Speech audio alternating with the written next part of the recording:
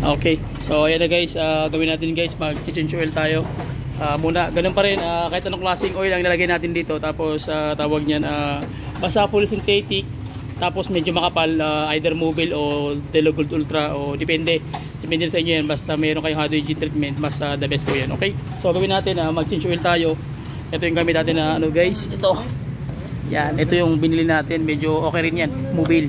Kasi nga mahal yung Hado guys, naglalaro kasi yan, medyo mahal siya ngayon, kaya di ka kaya rin budget. Tapos oil filter, Toyota brand, genuine. Okay, so pinaka the best talaga yan, genuine.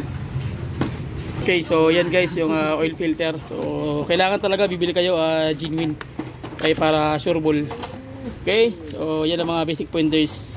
So yun lang gagawin natin, yan, papalit tayo ng ano, basta mag-Hado engine treatment kayo, magkatanong sa akin, magpalit po talaga kayo ng bagong oil tsaka bagong oil filter. Kasi pag hindi kayo nagpalit noon, ang unang lilinisin ni Hado, yung oil filter mo na napakarumi, tapos yung oil mo na napakarumi. So sayang yung ano, bago niya lilinisin yung engine parts mo. So mas maganda talaga is nagpalit kayo ng bagong oil. Okay, so sa lahat naman nag-order sa akin online, yun po yung masasuggest natin sa inyo po. Okay, so and then check natin yung oil guys kung gaano kadumi. Nagtanggal na kami ng ano, takip sa ilalim para mag-change oil tayo. Okay, so ayan na guys, tinanggal na namin yung oil. Ayan na siya.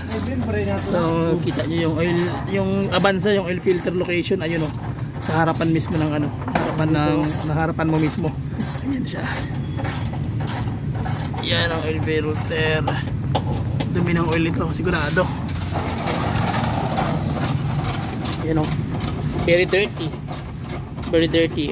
Tingnan nyo guys yung oil nya, sobrang ano, tsaka medyo malapot siya. Ayan ang oil nya. So pangit yung ano, viscosity, mainit pa. Okay, so gawin natin, kapitan natin yung buong mechanism Toyota Avanza para makita nyo kung paano siya tinira. Okay, sige, kapitan natin guys, let's go.